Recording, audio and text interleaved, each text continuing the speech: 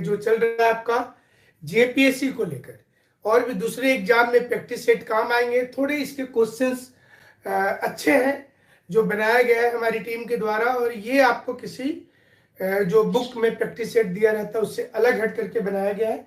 और डेली सुबह में 7 बजे प्रैक्टिस सेट में आप हमारे साथ में जुड़ सकते हैं, अपना सवाल भी पूछ सकते हैं और आंसर भी दे सकते हैं। तो चलिए आज के क्वेश्चन की शुरुआत करते हैं। इसमें से कौन सा स्थान बौद्ध धर्म से संबंधित है? विच of the following is related with बौद्धिज्म?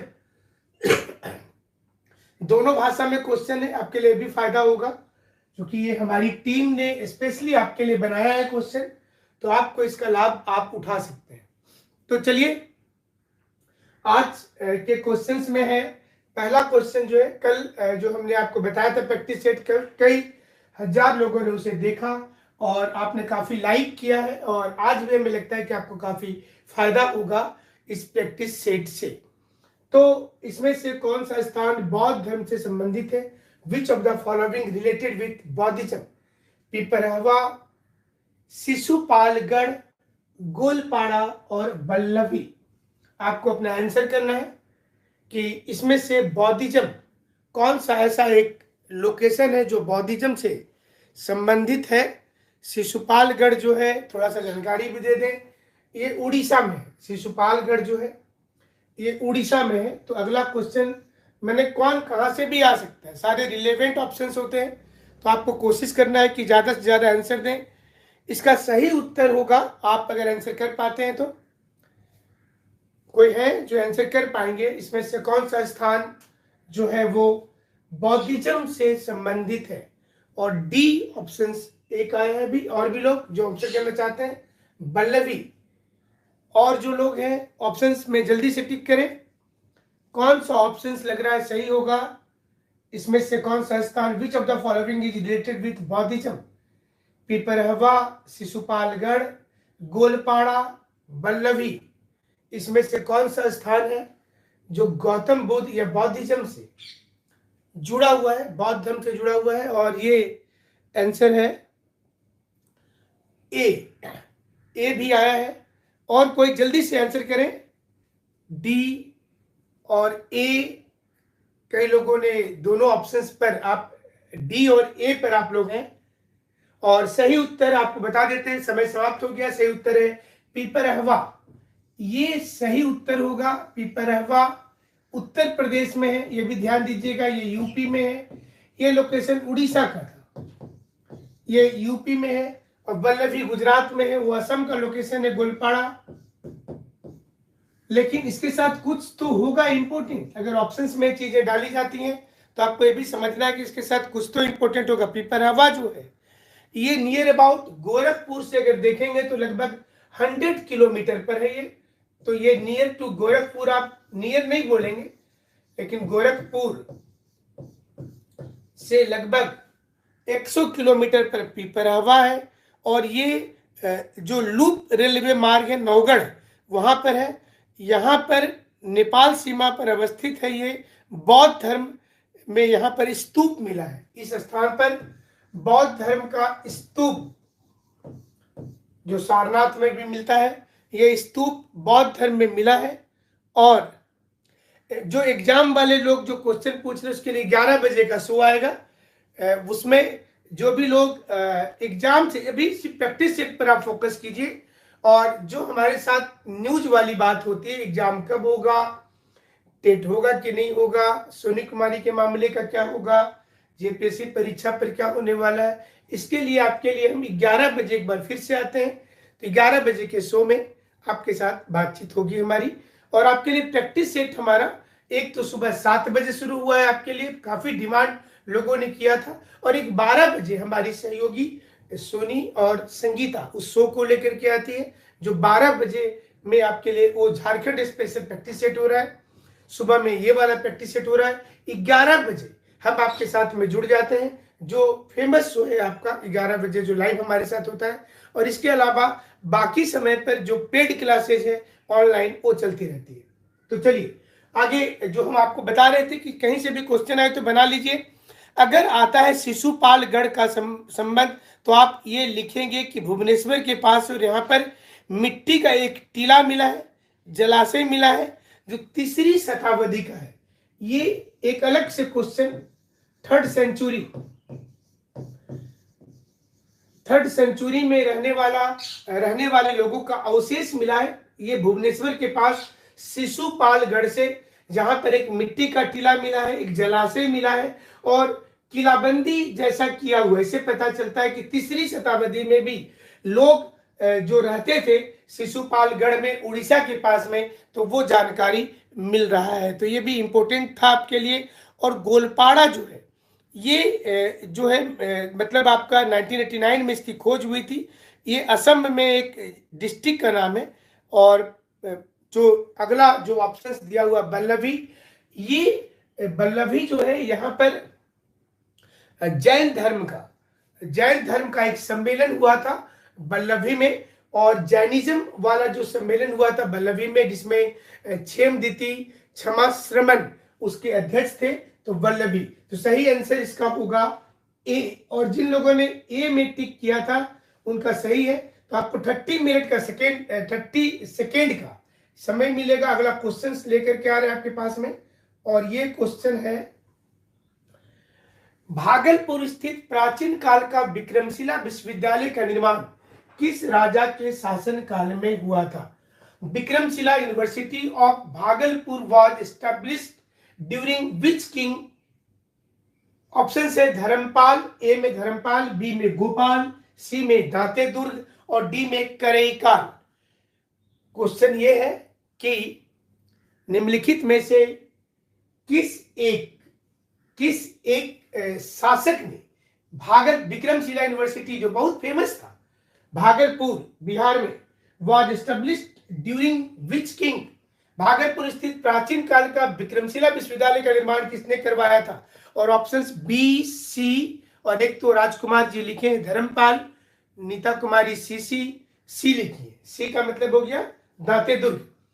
और जल्दी से आंसर दीजिए। आनंद कुमार दुबे बी लिखते हैं, ये लिखते हैं बी, यानी कि इनका ऑप्शन है Gopal was the founder of Pal dynasty. और ये कविता कुमारी धर्मपाल लिख रही है। और जल्दी से आंसर दे जो लोग आंसर देना चाहते हैं। सही उत्तर क्या होगा कि निम्नलिखित में से कौन एक भागलपुर का और भागलपुर स्थित विक्रमशिला यूनिवर्सिटी, और अब उत्तर काफी लोगों ने ए भी लिखा है, ए यानी कि धर्मपाल, और धर्मपाल काफी लोगों ने लिखा। अभी सही उत्तर है धर्मपाल।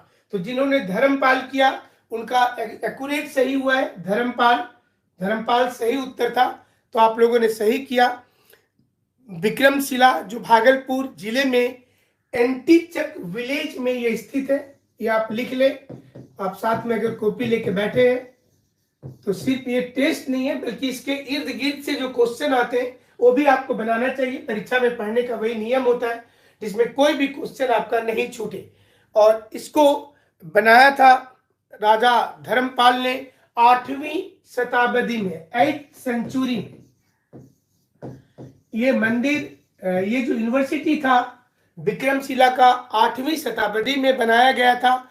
और यहाँ पर कई बौद्ध धर्म के जो विद्वान थे, जिसमें नाम आपने सुना होगा ज्ञानश्री या फिर रत्नाकर या ज्ञानपद, ये सारे लोग यहीं पर पढ़ाई किए थे और काफी फेमस विद्वान बने ये लोग।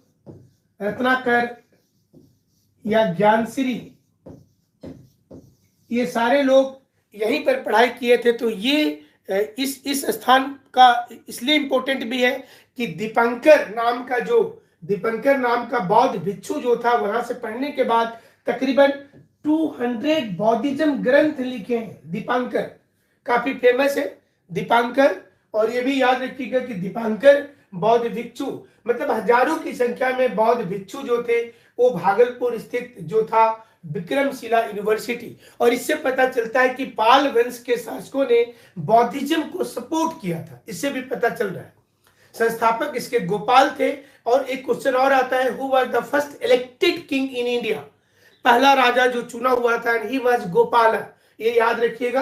ये जो सेकेंड ऑप्शन आपको दिया गया है, पाल वंश के संस्थापक गोपाल पहला चुना हुआ राजा था, अगर क्वेश्चन आता है। और ये दांते दुर्ग जो ऑप्शन दिया गया है राष्ट्रकूट के ये संस्थापक थे और करिकाल चोल थे, ये चोल वंश के चोल राजा। अगर आप जो करिकाल आप देखेंगे तो एक तमिलनाडु में करिकाल एक देखिएगा लोकेशन भी है जो फिलहाल पौंडीचेरी के रूप में जाना जाता है, तो करिकाल उन्हीं के नाम से बना था। तो ये सारी जानकारी इस क्वेश्चन के साथ में है, जिसमें ये सारी चीजें बताया गया है कि जब बख्तियार खिलजी ने आक्रमण किया था। क्वेश्चन ये आएगा अगला कि विक्रमशिला यूनिवर्सिटी को नष्ट किसने किया, तो बख्तियार खिलजी ने जब आक्रमण किया। ये जानकारी तबकाते नसीरी पुस्तक से मिलती है कि बख्तियार खिलजी के शासनकाल में जब बिहार में आक्रमण हुआ था, उस आक्रमण के समय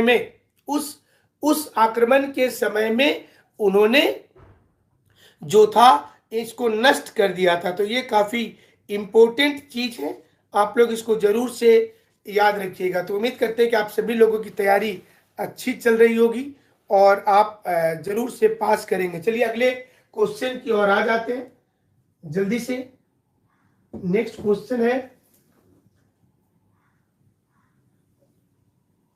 कंबोडिया का प्रसिद्ध मंदिर अंगकोर वाट जिसका निर्माण सूर्यवर्मन ने करवाया था, किस एक भगवान को समर्पित है? Angkor Wat temple of Cambodia is devoted to which god? किस एक भगवान को ये समर्पित है? और ऑप्शंस है विष्णु भगवान, बी में सन भगवान सूर्य, सी में शिव भगवान और डी में गणेश भगवान। यानी कि ये हिंदुइज्म मंदिर है अंकोर वाट का मंदिर। कंबोडिया तो ऐसे बौद्धिज्म है और ज्यादा लोगों ने आंसर किया है। पंकज पांडे हैं, सोमा पुरनियार है और लोग इन्होंने लॉर्ड शिव लिखा है और पंकज पांडे ने शायद विष्णु लिखा था, पिंटू ने लिखा है विष्णु, राजकुमार हेम्ब्रम सूर्य, मौमिता पाल शिव को लिख रही हैं भगवान शिव, कार्तिका कुमारी विष्णु, आनंद कुमार दुबे विष्णु गॉड और कोई लोग, काफी लोग हैं। आप ज्यादा से ज्यादा आंसर करें और सही उत्तर इसका होगा विष्णु। तो जिन्होंने सही उत्तर लगाया है Vishnu is the right answer, Vishnu सही उत्तर हो रहा है। तो यहां पर अगला क्वेश्चन भी हम लेकर के आ गए हैं और विष्णु जो है ये सही उत्तर है, तो राइट आंसर होगा विष्णु। जिन लोगों ने विष्णु लिखा था उनका सही हुआ। और ये जो अंकोर वाट का मंदिर है आप जानते होंगे, कंबोडिया का मंदिर, ये अंकोर वाट का, इसका निर्माण 1113 ईस्वी से लेकर 1150 ईस्वी के बीच किया गया था कंबोडिया में। और अच्छा, आप लोगों में से कोई बता सकते हैं कि कंबोडिया में एक दक्षिणी पूर्वी एशिया का सबसे बड़ा झील भी है। Can you name the lake? Cambodia में साउथ ईस्ट एशिया का सबसे बड़ा झील भी है। क्या कोई आप लोगों में से उस झील का नाम बता सकते हैं? कंबोडिया में जो एशिया का, साउथ ईस्ट एशिया का, एशिया का नहीं, साउथ ईस्ट एशिया का सबसे बड़ा झील है। और इन्होंने बहुत सही उत्तर बताया है, नहीं गलत हो गया, मोहम्मद ताहिद अहमद का टोबा लेक गलत उत्तर हो गया। टोबा लेक सुमात्रा में है, वोल्केनिक लेक है। और ये बहुत सही है, हमको अच्छा लग रहा है। सनी वर्धन आई थिंक सनी वर्धन ने लिखा है lake Tonle SAP and the right answer is lake Tonle SAP. Good, Sunny Vardhan ने ठीक लिखा। लेक टोनले सैप एक कंबोडिया में है, साउथ ईस्ट एशिया की सबसे बड़ी झील है ये, दक्षिणी पूर्वी एशिया का। जब आप आसियान का नाम देखते हैं और रिसेंटली न्यूज में भी था ये, इसलिए जो चीजें न्यूज में आती है थोड़ा चीज जानना भी है सभी के लिए। तो हमें लगता है कि आप लोग का अच्छा होगा तैयारी। और वेटलैंड है, ये वेटलैंड में आता है, जैसे गुजरात का कच्छ वाला एरिया है वैसे ये वेटलैंड में आया है। इसको प्रिजर्व किया जा रहा है। काफी पहले न्यूज में यहाँ की एक जनजाति काफी फेमस रहती थी, अभी भी क्वेश्चन पूछ दिया जाता है। खमेर रूज, याद रखिएगा, खमेर रूज जनजाति जो यहाँ विद्रोह कर रही थी। आज से 20-30 साल पहले के बीबीसी न्यूज में, डेली के शो में खमेर रूज का जिक्र अक्सर होता था, वहां के विद्रोही जो थे। तो चलिए आगे बढ़ जाते हैं। और ये आपको बता रहे थे कि कंबोडिया में अंकुर वाट का जो मंदिर है, और ये मंदिर को बनाया 1113 से 1150 ईस्वी के दौरान हुआ था। और 12वीं सदी में सूरजमल द्वितीय जो थे वो इसको और भी अधिक बेहतर बनाए। सूर्यवर्मन सेकेंड जो थे वो इस मंदिर को और अच्छा किया। अगला क्वेश्चन, शून्य का आविष्कार एवं दशमलव प्रणाली का विकास किसने किया था? Who discovered zero and decimal system? किसने किया था? ऑप्शन है ज्ञानदेव, ए बी में आर्यभट्ट, सी में बुद्ध ज्ञान, और डी में भास्कराचार्य। और जल्दी से उत्तर किन्होंने दिया है? बुद्ध ज्ञान सोनीवर्धन ने लिखा है, आर्यभट्ट।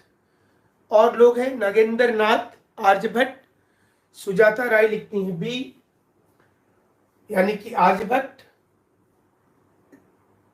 पंकज पांडे, मोहम्मद तौहीद ने लिखा है बुद्ध ज्ञान, पंकज पांडे ने लिखा है आर्यभट्ट। शून्य का आविष्कार और डेसिमल सिस्टम का आविष्कार,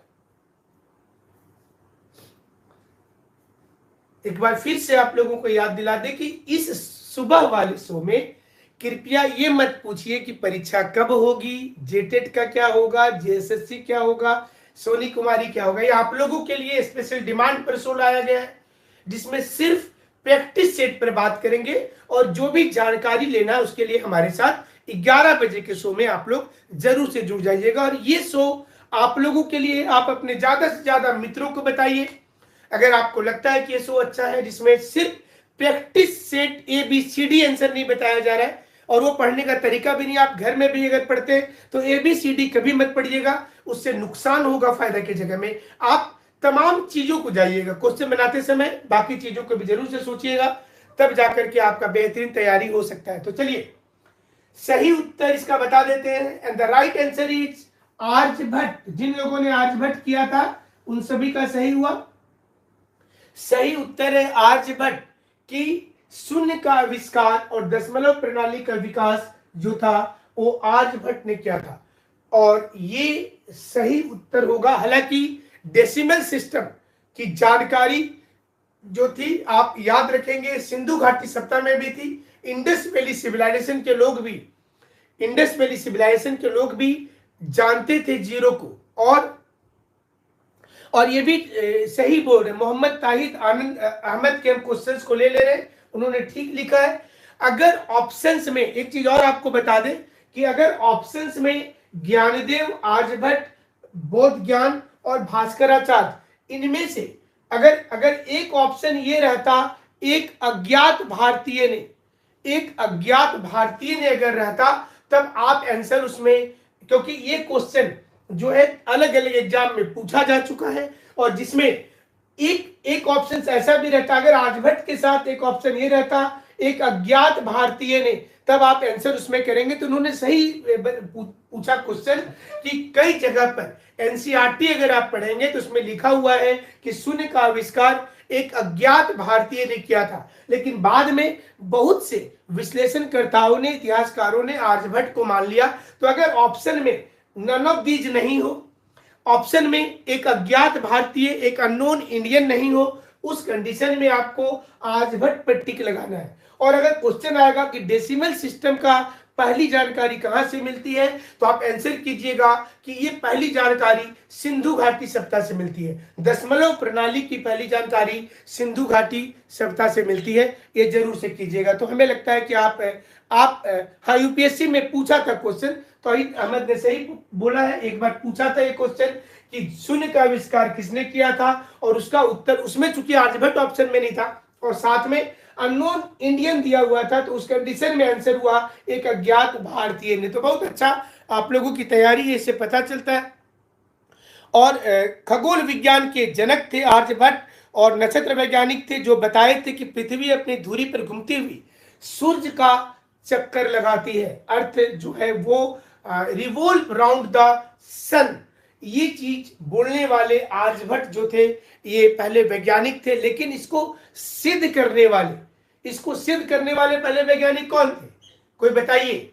who prove first earth revolve round the sun? पहले वैज्ञानिक कौन थे जिन्होंने ये सिद्ध कर दिया कि पृथ्वी सूर्य की चारों ओर चक्कर लगाती है? और कोई आंसर दे जल्दी से कि किसने सबसे पहले सिद्ध किया? और बहुत अच्छा उन्होंने लिख दिया है, शनिवर्धन ने आंसर सही है, कोपरनिकस। बहुत अच्छा, केपलर नहीं होगा, लेकिन बहुत अच्छा, आप लोग कोशिश कर रहे हैं इतना अच्छा। और ये आपको बता दें कि ये कोपरनिकस ये सही उत्तर था, जिन्होंने भी लिखा बहुत सही है। आप लोगों की तो तैयारी बहुत अच्छी है।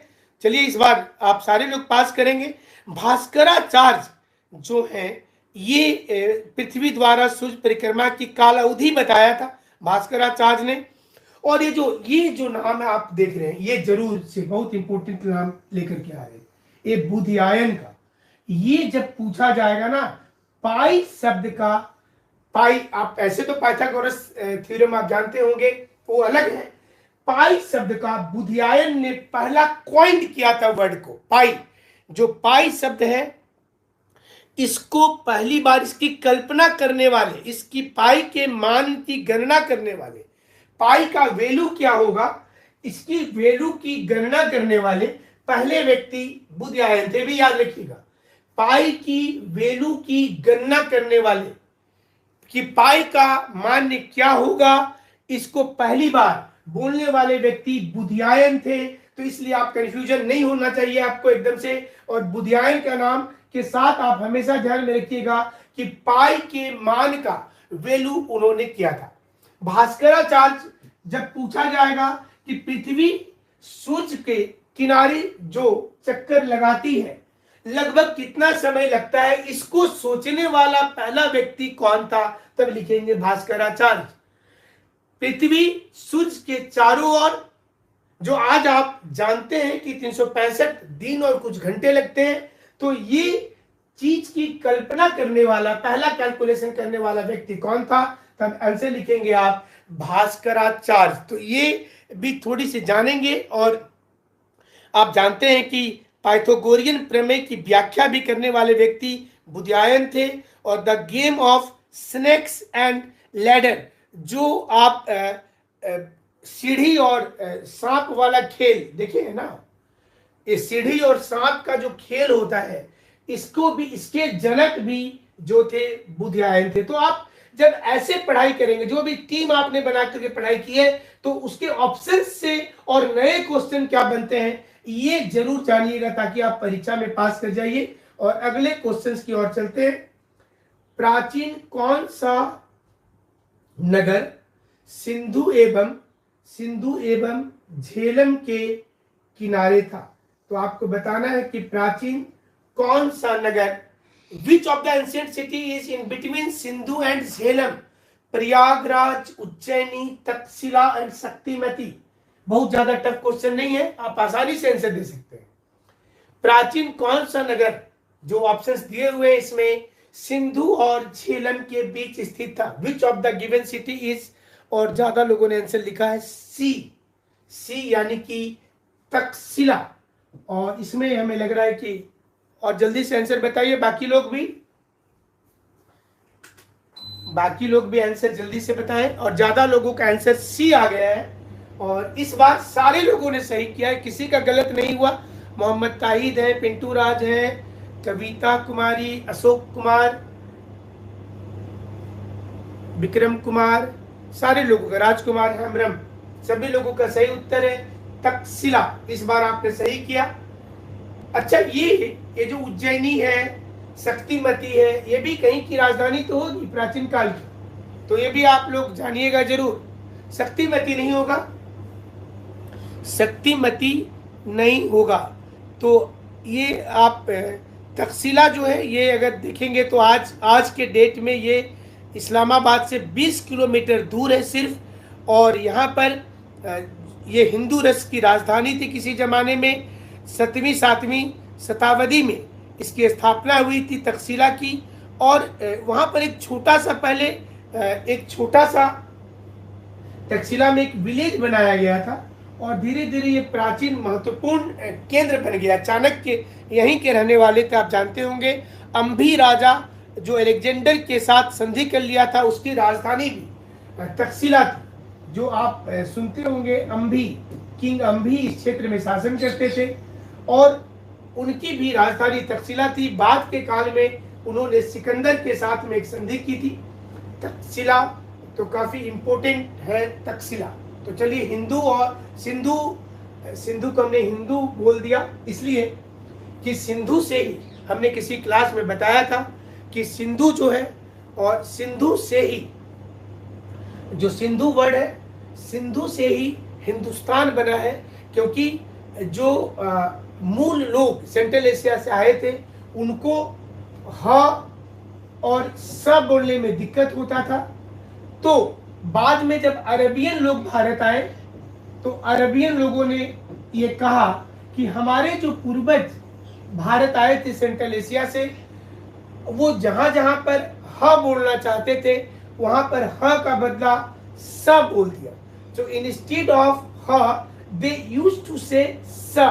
और आज भी पंजाब और दिल्ली के क्षेत्र में जो लोग रहते हैं, वो अस्पताल भी नहीं बोल पाते हैं सीधा, वो अस्पताल बोल देते हैं। अगर आप कभी सोचेंगे वहां पर, तो आप देखिएगा, आपको समझ में आ जाएगा। वो स्कूल नहीं बोल पाते, वो सीधा स्कूल बोल देते हैं। उनकी प्रॉब्लम आज भी है। तो उन्होंने इसको चेंज किया, और सिंधु नदी का देश, जो सिंधु नदी आपको आज पाकिस्तान साइड में दिख रहा है, जम्मू कश्मीर से होते हुए चला जाता, वो सिंधु नदी किसी जमाने में पूर्ण रूपेण भारत में ही था।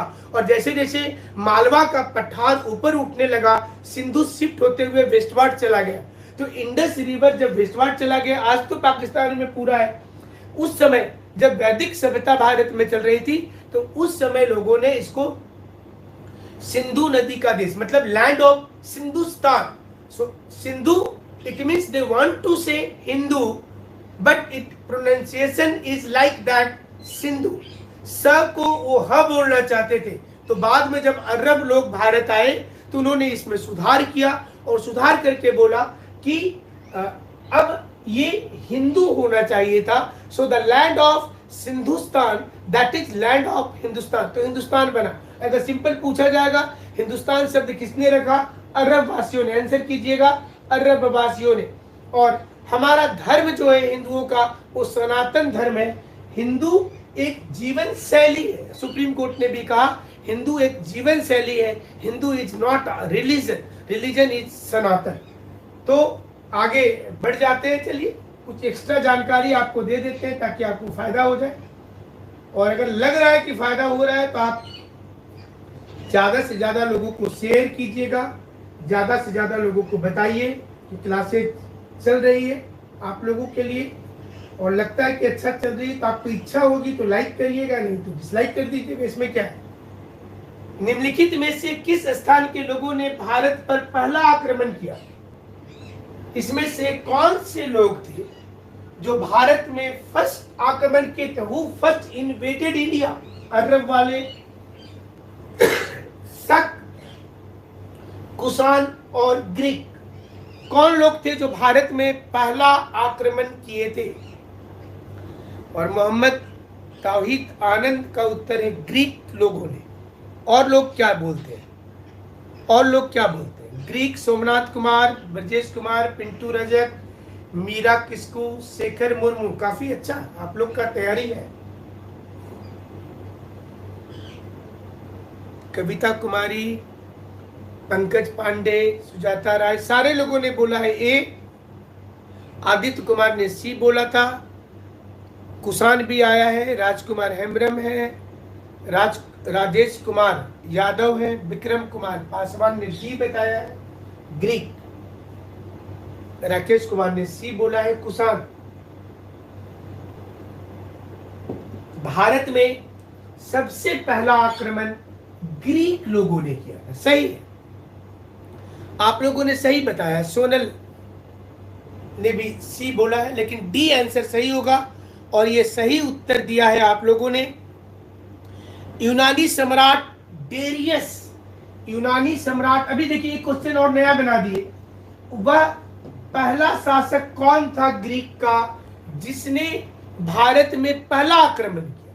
The first king who invaded India, वो था ग्रीक शासक डेरियस। तो एक क्वेश्चन और आ गया यहाँ पर कि कौन सा शासक ने भारत में आक्रमण किया था, तो आप डेरियस याद रखिएगा, डेरियस।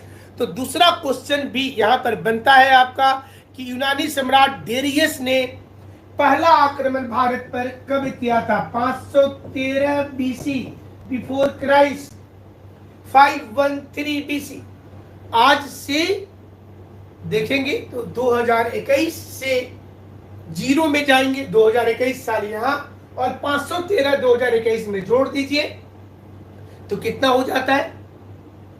2600, और इधर 13 साल 21 में जोड़ देंगे तो आपका होगा 34, 2634, मतलब लगभग 2634 साल पहले की बात है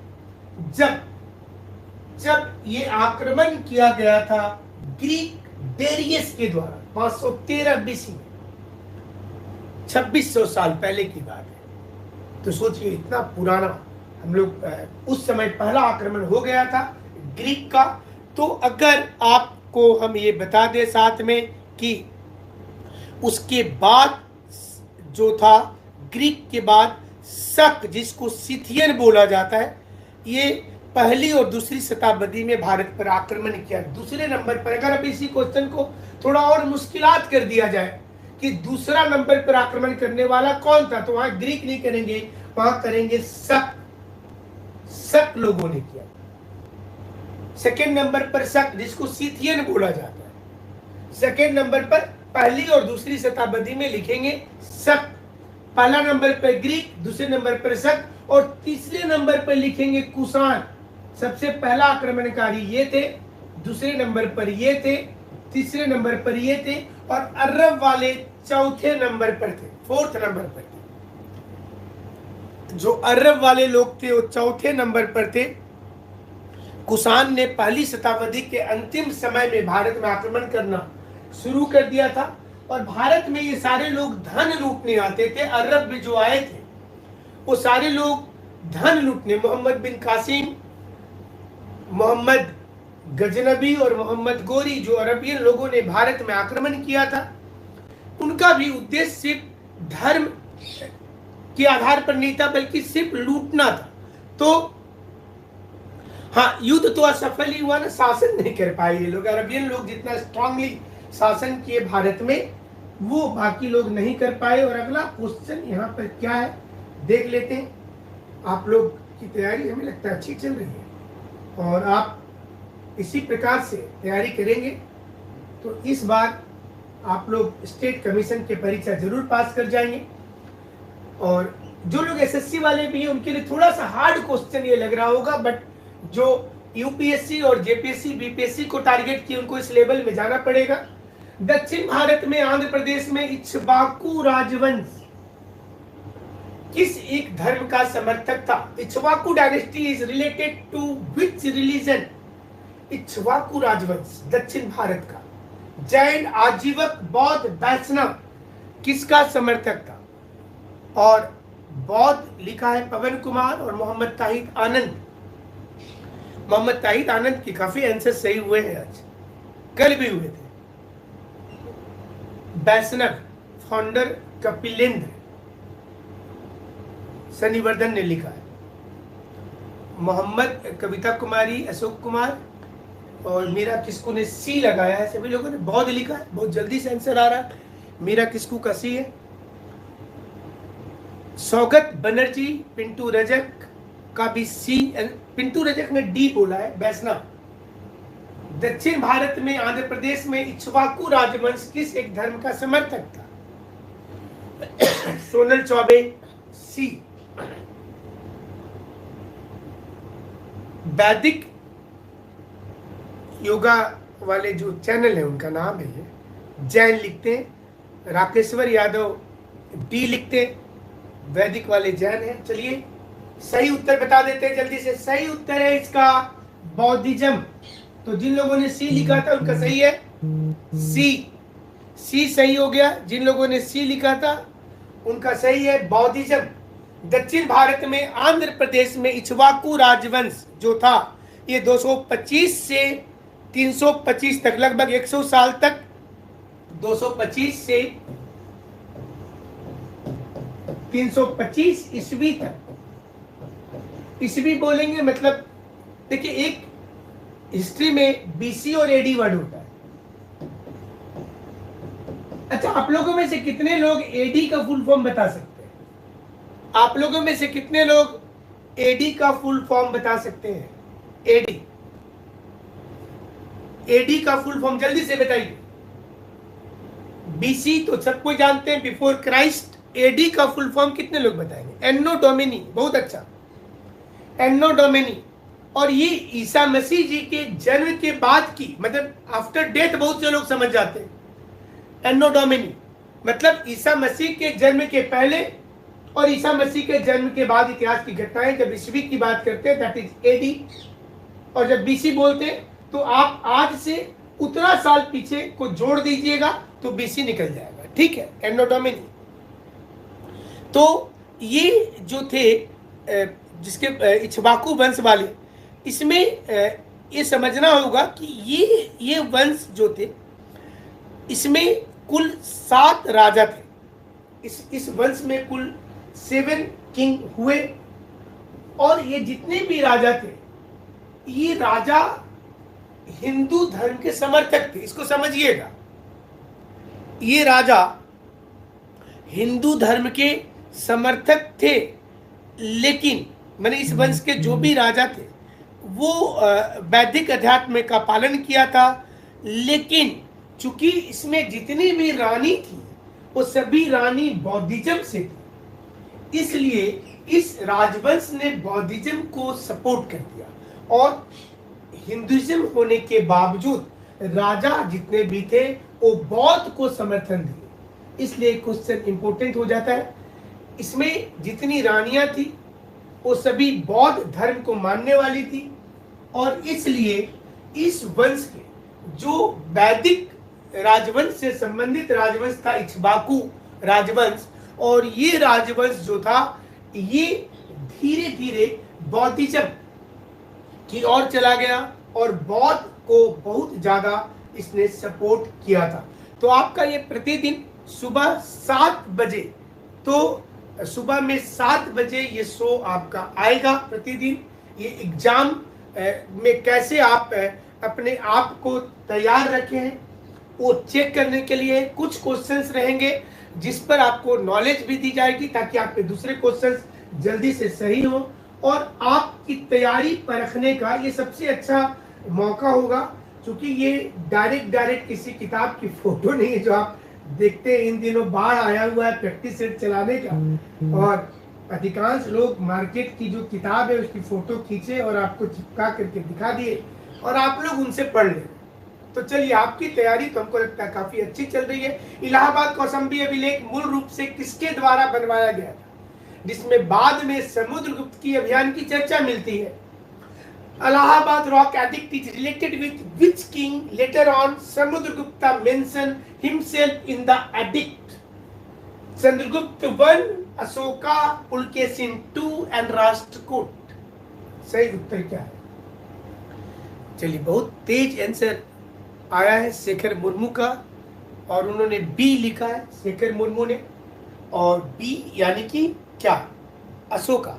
और लोग ताहिद हुसैन ने, आनंद ने अशोका लिखा है। और लोग जल्दी से बताइए। अभी ब्रजेश, कोरबा, पिंटू, जमशेद अंसारी, सारे लोगों ने अशोका लिखा है।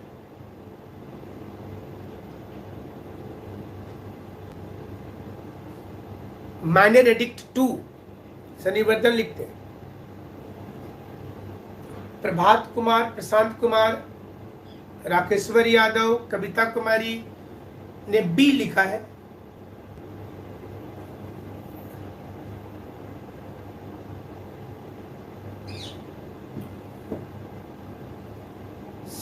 उत्तर आप लोगों ने लिखा है, तैयारी तो ठीक है, आप लोगों का हो जाएगा सिलेक्शन।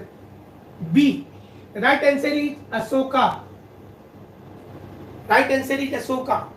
इलाहाबाद कौशाम्बी अभिलेख मूल रूप से किसके द्वारा बनवाया गया था, जिसे बाद में समुद्रगुप्त की अभियान की चर्चा मिलती है। समुद्रगुप्त जो थे वो अपना भी मेंशन इसमें करवा दिए थे।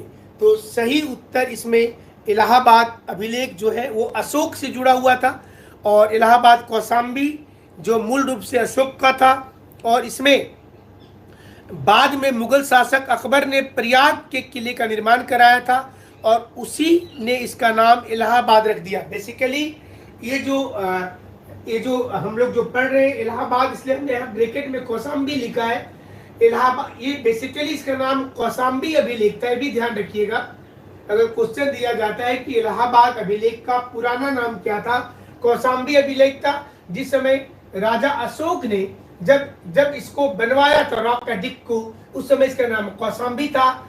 बाद में अकबर ने इसका नाम बदल कर, भी एक क्वेश्चन आ सकता है आपका कि किसने नाम बदला, तो कौशाम्बी अभिलेख का नाम इलाहाबाद अभिलेख किया अकबर ने। अकबर जब शासक थे उस समय में उन्होंने किया था, तो कौशाम्बी स्थित स्तंभ को मंगा करके सुरक्षित करवा दिया था, और इस स्तंभ पर जहांगीर और बीरबल का भी लेख दिया हुआ है। तो ये भी आपके लिए बहुत इंपॉर्टेंट है कि इसमें जहांगीर और बीरबल की भी जानकारी इस अभिलेख में मेंशन है, इंक्लूडिंग अशोक का तो है ही और समुद्रगुप्त का भी है। क्वेश्चन थोड़ा सा अगर मुश्किल बनाया जाएगा परीक्षा में तो दे दिया जाएगा कि कौशाम्बी इलाहाबाद अभिलेख में इसमें से किसका नाम नहीं है, और ऑप्शंस में इन सारे लोगों का नाम रहेगा और एक ऐसा नाम रहेगा जिसका नाम नहीं होगा। तो आप इसको ध्यान रख करके बनाइएगा परीक्षा में। तो चलिए, आज सारे क्वेश्चन इतिहास के ही अभी तक आ रहे हैं, क्योंकि ज्यादा क्वेश्चन नहीं हुआ है, और ये बहुत इजी क्वेश्चन है, ये तो सबका सही होना चाहिए। ये तो बिना ऑप्शन का भी आपको सही करने की प्रैक्टिस होगी हमें लगता है। लोधी वंश का संस्थापक कौन? Who was the founder of Lodhi dynasty? ये बहुत आसान से क्वेश्चन है, बहुत हार्ड नहीं है, इसका उत्तर जरूर दीजिएगा। लोधी वंश का संस्थापक कौन था? सिकंदर लोधी, बहलोल लोधी, इब्राहिम लोधी और शाह लोधी। कुछ आंसर आ गया बहलोल लोधी के नाम पर, कुछ ने बी भी वही है ना, ठीक है, बी भी वही है, बहलोल लोधी। और सारे लोग, जमशेद अंसारी ने सी लिखा है, सी यानी कि इब्राहिम लोधी। बाबर के साथ युद्ध में इब्राहिम लोधी मारा गया था। प्रशांत कुमार, सौगत बनर्जी, वैदिक, ब्रजेश कोरबा, बबलू, मुश्ताक, रेशमा। तो इस बार सारे लोगों का उत्तर सही हो गया, बहलोल लोधी, और सभी लोगों ने लिखा है। मागी एम, मोहम्मद ताहिर, सोनल, सभी लोगों ने बी लिखा है, और बहलोल लोधी। इसलिए हमने पहले ही बोल दिया था कि ये क्वेश्चन जो है आप आसानी से बना सकते थे, तो एकदम सही आपने लिखा है बहलोल लोधी। और नाम थोड़ा सा यूनिक है, बहलोल जो है वो, और इन्होंने लिखा है कि भकलोल लोधी उसका असली नाम था। क्या सर?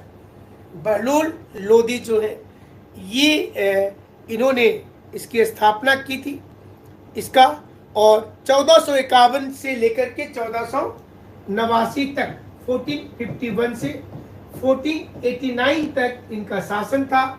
और सिकंदर लोधी से जब क्वेश्चन आता है, दो क्वेश्चन हमने देखा है परीक्षा में जो पूछा गया है, एक तो आगरा शहर की स्थापना सिकंदर लोधी ने किया था, दूसरा मापी के लिए गज ए सिकंदरी नाम का एक यूनिट बनाया था। तो ये दो चीज उनसे आता है। और इब्राहिम लोधी आप जानते हैं कि पानीपत की लड़ाई में, फर्स्ट लड़ाई में बाबर के साथ 1526 में मारा गया था, और इसके बाद ही भारत में मुगल सत्ता की शुरुआत हो गई 1526 से, यानी कि जो दिल्ली सल्तनत 1206 में शुरू हुई थी कुतुबुद्दीन ऐबक से, वो 1526 में जाकर के समाप्त हो गया दिल्ली सल्तनत, और वहां से मुगलों की सत्ता आई, जो बाबर से लेकर औरंगजेब 1707 ईस्वी तक जो महत्वपूर्ण शासक थे, और फिर उसके बाद बहादुर शाह प्रथम से लेकर के बहादुर शाह जफर तक 1857 तक 1857 में वो इंद होता है मुगल। तो चलिए समय समय पर ये जानकारी आपको देते रहेंगे और उम्मीद करते हैं कि आपको भी ऐसे चीज़ों से फायदा जरूर से होगा। तो अगला क्वेश्चन की ओर चलते हैं और ये प्रश्न आपके लिए बाहर है। अब इतिहास से अलग दूसरे सेक्शन के क्वेश्चन आ रहे और ये लगता है कि हिस्ट्री में ही है अभी भी। और क्वेश्चन ये है कि राष्ट्रपति बनने के पहले डॉक्टर राजेंद्र प्रसाद किस मंत्रालय में थे? ये क्वेश्चन भी कई बार परीक्षा में पूछा गया है। एग्रीकल्चर में थे, डिफेंस में थे, होम में थे, रेलवे में थे। राष्ट्रपति बनने के पहले डॉक्टर राजेंद्र प्रसाद किस मंत्रालय में थे? Before taking the post of president which ministry was there with Dr. Rajendra Prasad? Is that agriculture, defense, home और रेलवे? कई लोगों ने आंसर एग्रीकल्चर में लगाया है, कई बहुत से लोगों का नाम आ रहा है, यहाँ पर ढेर सारे लोग हैं। अंतरिम गवर्नमेंट में लिखा है और सभी लोगों ने एग्रीकल्चर लिखा है, हम नाम नहीं ले रहे, बहुत से लोग का चुके आंसर आया है। और ये सारे लोग जब एग्रीकल्चर लिखे तो ये सही है, एग्रीकल्चर।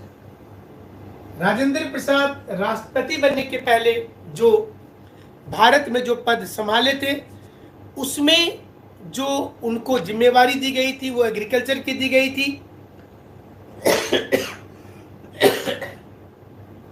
डिफेंस मिनिस्टर कौन थे?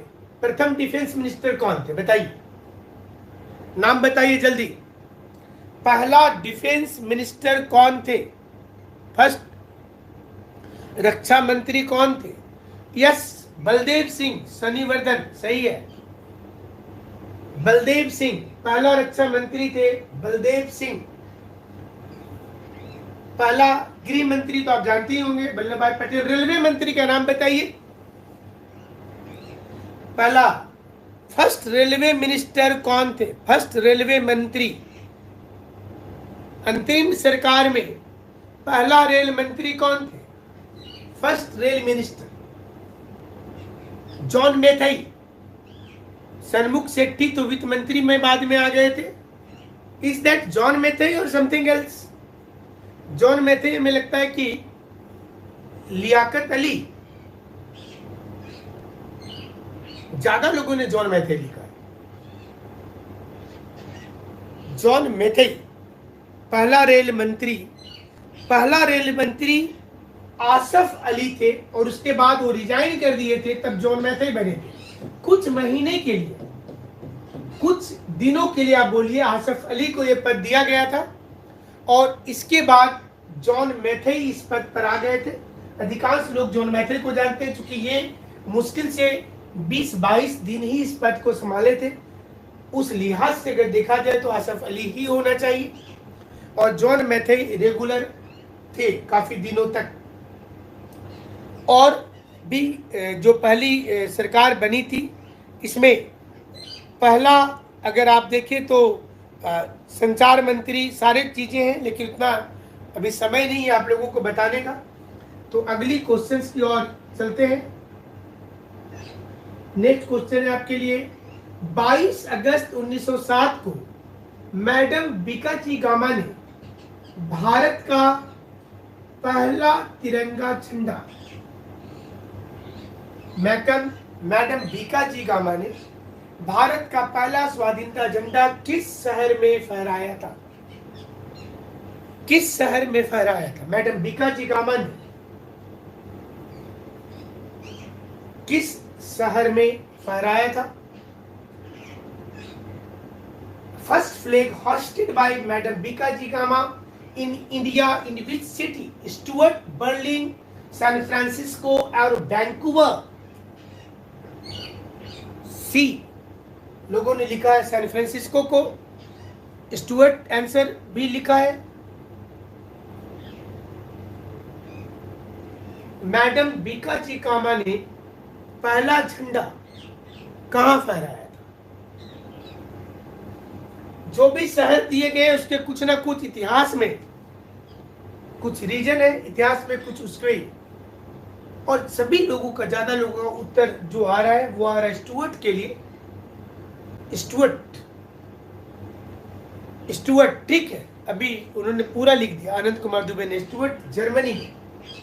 सही उत्तर है स्टुअर्ट जर्मनी। यहां पर कई प्रकार के क्वेश्चन आते हैं, आपको सारे क्वेश्चन बता देते हैं। अगर आता है कि भारत का पहला झंडा किसने फहराया था, तो 1907 में स्टुअर्ट में बीकाजी कामा। अगर आता है कि भारत में अपने से स्वदेशी झंडा को फहराने वाले पहले व्यक्ति कौन थे, भारत के अंदर स्वदेशी झंडा को फहराने वाले पहले व्यक्ति कौन थे, तो आंसर लिखेंगे सुरेंद्र नाथ बनर्जी 1918 में, 1980 में सुरेंद्र नाथ बनर्जी। अगर आता है कि कांग्रेस के प्लेटफॉर्म पर पहला तिरंगा झंडा कब फहराया गया था, कांग्रेस के प्लेटफॉर्म पर पहला तिरंगा झंडा कब फहराया गया था, तो आंसर लिखेंगे 1929 में लाहौर में, जिसमें जवाहरलाल नेहरू अध्यक्ष थे। और अगर आता है कि वर्तमान तिरंगा झंडा जो है, ये तिरंगा झंडा का डिजाइन किसने तैयार किया था, तो आंसर लिखेंगे पिंगली वेंकैया, पिंगली वेंकैया। तो ये अलग से जानकारी कोशिश कर रहे हैं कि आपको दे। मैडम बीकाजी कामा का जन्म 1816 में हुआ था और उसके बाद ये जर्मनी चली गई। दादा भाई नौरोजी की निजी सचिव थी। दादा भाई नौरोजी का नाम काफी फेमस है, आपने सुना होगा। मैडम बीकाजी कामा जो थी वो दादा भाई नौरोजी, जिनको grand old man of India कहते हैं, उनकी निजी सचिव थी। और वो जो निजी सचिव थी मैडम बीकाजी कामा, और उन्होंने इस झंडे को फहराया था स्टुअर्ट जर्मनी में जाकर के। और बाद में वो हालांकि जर्मनी चली गई थी, वहां पर इंटरनेशनल सोशलिस्ट कॉन्फ्रेंस चल रहा था। आपसे पूछा जाएगा कि किस कार्यक्रम में ऐसा हुआ था, इंटरनेशनल सोशल कॉन्फ्रेंस चल रहा था वहां पर, और इसी कार्यक्रम में उन्होंने भारत का एक झंडा फहराया था, और जो फ्लैग ऑफ इंडियन इंडिपेंडेंट के नाम से जाना गया।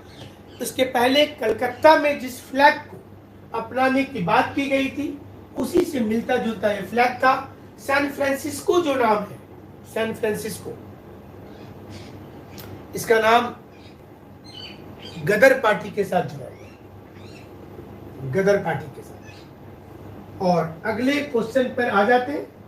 हर प्रकार का क्वेश्चन है आप लोगों के लिए, ताकि परीक्षा में हर सेक्शन के क्वेश्चन आप बनाइए। और ये क्वेश्चन आ गया आपके लिए कि किस वर्ष के चार्टर एक्ट के द्वारा, किस वर्ष के चार्टर एक्ट के द्वारा ईस्ट इंडिया कंपनी के सारे व्यापारी अधिकार पूर्ण रूपेण समाप्त कर दिया गया। By which charter act the right of East India Company of trade with India was completely abolished? और किन्हीं का नाम नहीं पढ़ पाए, बट आंसर उन्होंने दिया है डी, सारे लोगों ने। और बहुत अच्छी तैयारी भी है। हम बोले इतना जल्दी आंसर दे रहे हैं, मतलब अच्छा है, खोजने का भी आप लोगों को मौका नहीं मिल पा रहा। 1833 सही। 1813 में दो चीजों को छोड़ करके, चाय का व्यापार और चीन के साथ व्यापार जो था उसको छोड़ करके बाकी अधिकार छीन लिया गया था 1813 में। और 1833 में ईस्ट इंडिया कंपनी का पूरा अधिकार छीन लिया गया। और इसके बाद आप जानते हैं कि जब सिपाही विद्रोह हुआ, एक क्वेश्चन आया है एक परीक्षा में, आप लोगों से पूछ लेते हैं कि 1858 ईस्वी में किस शहर में ईस्ट इंडिया कंपनी से शासन ब्रिटेन सरकार के पास जा रहा है, ये अनाउंसमेंट किया गया था। एक क्वेश्चन आया हुआ परीक्षा में, क्योंकि 1833 के बाद 1858 में कंप्लीटली ईस्ट इंडिया कंपनी का शासन चला गया उसके हाथ से, और ये शासन पूर्ण रूपेण दे दिया गया जाकर के कि अब ब्रिटिश पार्लियामेंट देखेगी, और गवर्नर जनरल का नाम वायसराय कर दिया गया।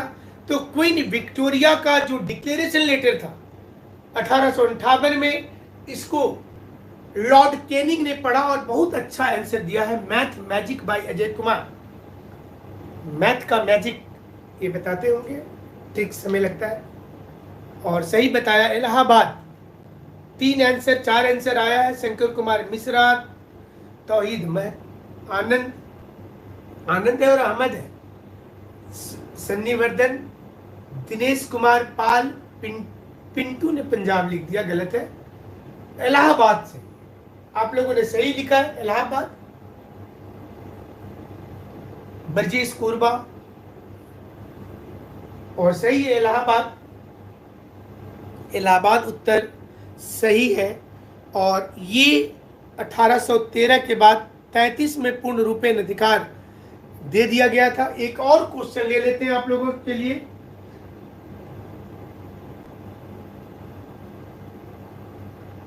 सन्यासी विद्रोह का जिक्र इसमें से किस एक पुस्तक में किया गया है? सन्यासी विद्रोह का जिक्र इसमें से किस एक पुस्तक में किया गया है? आप लोग आंसर हमें लगता है दे दिए होंगे, कुछ लोग तो काफी अच्छा चल रहे हैं। सन्यासी विद्रोह का जिक्र किस एक पुस्तक में किया गया है? मोहम्मद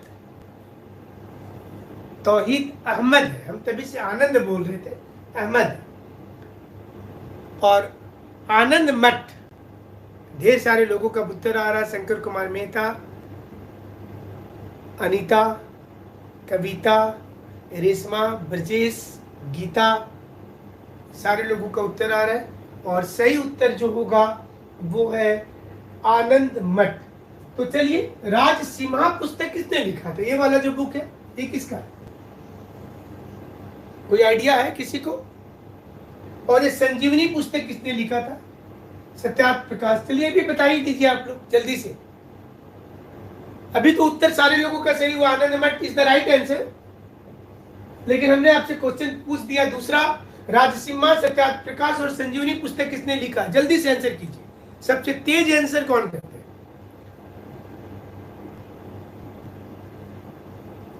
आप अपनी तैयारी का एक सिर्फ सैंपलिंग हो रही है।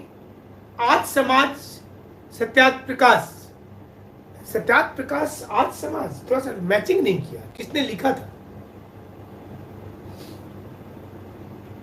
सत्यार्थ बुक दयानंद सरस्वती, ये सही उत्तर आ गया है अजय कुमार जी का।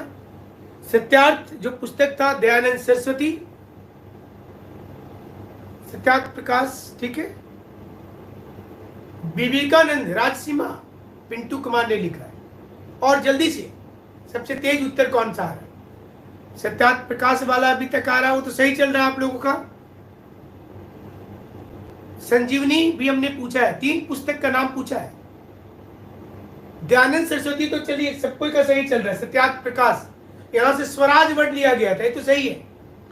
The word Swaraj first time taken from the book Satyarth Prakash. Vivekananda, Vivekananda इसमें से कोई किताब के लेकर नहीं है, हमें लगता है। दयानंद सरस्वती सही है। राजसिम्हा के लेखक कौन है? राजसिम्हा का विवेकानंद। और लोग, ब्रजेश कुमार का ये उत्तर था। और लोग बताइए जल्दी से, बुक का नाम लिखिए, उसके बगल में आंसर लिखिए। और ये क्विक आंसर, राजा राम मोहन राय, शेखर मुर्मू लिखते हैं। किस पुस्तक के लिए? राजा राम मोहन राय का नाम किस पुस्तक के लिए आया है? राजसिम्हा। बाणभट्ट का नाम लिखा है मोहम्मद तौहीद ने। बाणभट्ट, हर्षवर्धन के दरबार वाले बाणभट्ट। No idea. अच्छा चलिए, उन्होंने लिखा है कि कोई आइडिया नहीं मिल रहा है। चलिए तो हम बता देते हैं, कोई आइडिया अगर नहीं मिल रहा है तो हम बता देते हैं। राजसिम्हा पुस्तक जो था 1881 ईस्वी में, इस पुस्तक को भी लिखने वाले व्यक्ति बंकिम चंद्र चटर्जी थे। 1881 में पहली पुस्तक उन्होंने राजसीमा लिखा था और दूसरी पुस्तक आनंद मठ लिखा था बंकिम चंद्र चटर्जी ने। याद रखिएगा, राजसीमा पुस्तक भी बंकिम चंद्र चटर्जी ने ही लिखा था, इसलिए ऑप्शन में था ये। और आनंद मठ जो लिखा था, आनंद मठ में पुस्तक में कोई नायक नहीं था। आनंद मठ पुस्तक जो लिखा गया था इसमें कोई नायक नहीं था, बल्कि 1773 में उत्तरी बंगाल का जो सन्यासी विद्रोह हुआ था उस विद्रोह के बारे में जिक्र किया गया था आनंद मठ में। कोई हीरो नहीं था इस पुस्तक में। आमतौर पर जब उपन्यास लिखा जाता था, नॉवेल लिखा जाता था, तो उसमें किसी न किसी हीरो की चर्चा की जाती थी, कोई उसमें आइडल होता था। तो इसमें कोई आइडल नहीं था, इसमें उत्तरी बंगाल में हो रहा मूवमेंट को बताया गया था, आंदोलन को बताया गया था, और वो आंदोलन के बारे में जिक्र था 1773 का, वो था आनंद मठ पुस्तक। तो बहुत अच्छा आप लोगों ने आंसर दिया, लेकिन संजीवनी छूट गया है अभी। संजीवनी पुस्तक जो था ये भी बहुत इंपॉर्टेंट पुस्तक है, के मित्रा की थी, कृष्णकांत मित्रा की थी। और ये पुस्तक 1905 के समय में जब बंगाल विभाजन हो रहा था, स्वदेशी और बाइकॉट, ये तो आएगा परीक्षा में कि बहिष्कार पुस्तक की संकल्पना कहां से ली गई थी, ये आप लिखिएगा, संजीवनी से ली गई थी। First time the word boycott is mentioned in the book Sanjivani. ये संजीवनी में दिया हुआ था बाइकॉट और बहिष्कार, स्वदेशी अपनाओ और विदेशी वस्तुओं को बहिष्कार करो, ये मेंशन किया गया था। तो ये चीजें थी। उम्मीद करते हैं कि आपको ये जरूर से फायदा हो रहा होगा इन तमाम चीजों से, और अगर फायदा हो रहा है तो आप थोड़ा सा उधर लाइक भी बढ़ाते चलेंगे, क्योंकि हमारी जो मैनेजमेंट टीम है वो देखती है कि किस क्लास में लोगों का ज्यादा पसंद आया है। तो आपको भी हमारा थोड़ा सपोर्ट करना है, सारी चीजें आपके लिए लेकर के आए। विवेकानंद से देखिए क्वेश्चन आ गया और आप लोग आंसर लिख रहे थे अभी। विवेकानंद ने जब, आप जानते हैं ना, शिकागो में 1893 ईस्वी में भाषण दिया था इन्होंने, पूरे वर्ल्ड में चर्चा हुई थी। न्यूयॉर्क टाइम्स ने ये लिखा था कि जिस देश में इतने ज्ञानी लोग रहते हैं वहां हम जाकर के शिक्षा क्यों दे रहे हैं। विवेकानंद जब अमेरिका से भारत लौटे तो उन्होंने पूरे भारत के विभिन्न क्षेत्र का दौरा करके अपने अनुभव को बताया। उनकी सारी अनुभव को एक पुस्तक में लिखा गया है, in which book the experience and speech of Vivekananda is given, and the name of the book is, option है lecture from Colombo to Almora, lecture from Delhi to America, तीसरा ऑप्शन है वेद भाष्य, और चौथा है वेदांता। इसमें से कौन सा उत्तर आपको लग रहा है कि सही होगा? और वेदांता कुछ लोगों ने लिखा, कुछ लोगों ने ए पर लिया है risk, lecture from Colombo to Almora. हालांकि जेपीएससी में कोई निगेटिव मार्किंग नहीं है, यूपीएससी परीक्षा लिखिएगा तो उसमें रहता है वेदांता। दो आंसर्स अभी आपके 50-50 पे चल रहे हैं सारे लोगों के। कुछ लोगों ने वेदांता लिखा है, कुछ लोगों ने एक पर रिस्क लिया है, lecture from Colombo to Almora कुछ लोगों ने लिखा है। ज्यादा लोग अभी lecture from Colombo to Almora में आ गए। सारे लोगों का आंसर गीता कुमारी, पिंटू कुमार, पुरुषोत्तम कुमार, ताहिद कुमार, और डी पर है रुस्कर, शिवशंकर का बी है, शेखर मुर्मू बी है, वैदिक वाले का डी है। तो अभी मिक्स हो रहे हैं, लेकिन ज्यादा लोगों ने lecture from Colombo to Almora लिखा है। विवेकानंद हमारे प्रधानमंत्री जी भी विवेकानंद जी को काफी याद करते हैं, उनके बारे में अक्सर बात करते हैं। ये विवेकानंद के बारे किस पुस्तक में चार्टर ऑफ मॉडर्न इंडिया भी इस बुक को कहा जाता है? सही उत्तर होगा lecture from Colombo to Almora, और it is the right answer. Lecture from Colombo to Almora, जिन लोगों ने इस पर टिक किया था उनका सही हुआ। और ये पहला हमने कोशिश किया है कि दोनों भाषा का क्वेश्चन, आमतौर पर जो प्रैक्टिस सेट आप मार्केट में देख रहे होंगे वो या तो इंग्लिश में हो सकता है या फिर पूरा अंग्रेजी में। हमने कोशिश की आपके लिए कि दोनों भाषा में एक साथ लाया जाए इसको, और ये आपको अगर पसंद आएगा तो आप अपने मित्र लोगों को भी बताइएगा। लेकिन जो लोग 100 क्वेश्चन वाला सेट देना चाहते हैं वो काफ़ी सस्ता हमारा एक चल रहा है, जिसमें आप प्रैक्टिस सेट के रूप में आप दे सकते हैं। उसमें टेस्ट जा करके 100 क्वेश्चन का पेपर 1 और पेपर 2 का जो कंप्लीट 100 क्वेश्चन का होगा, जिसमें 2 आवर समय मिलेगा, तो उसमें जरूर से दीजिएगा।